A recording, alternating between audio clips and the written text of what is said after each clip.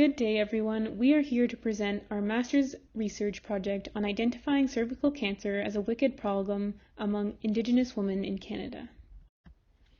Worldwide, cervical cancer is the fourth most common cancer in women. Health disparities in cervical cancer exist between Indigenous and non-Indigenous peoples in Canada.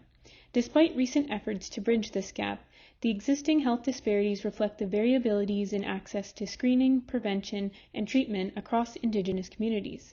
As a result, Indigenous women are more likely than non-Indigenous women to experience poor cervical cancer outcomes.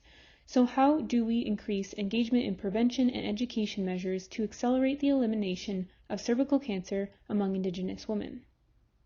We have identified 3 priorities that are not ranked in order of importance. Rather, they tackle a different aspect of the problem.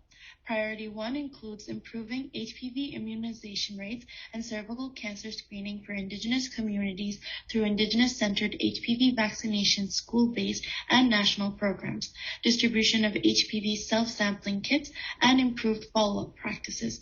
Priority 2 involves improving education and communication regarding reproductive health among Indigenous communities.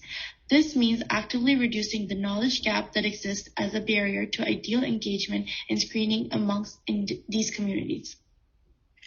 Priority 3 involves implementing culturally competent team-based healthcare through collaborating with Indigenous community members to implement cervical cancer screening, education, and prevention programs.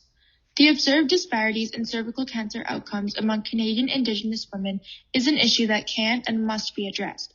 While it is multifaceted and complex, the implementation of specific targets and strategies have the potential to eliminate these disparities entirely.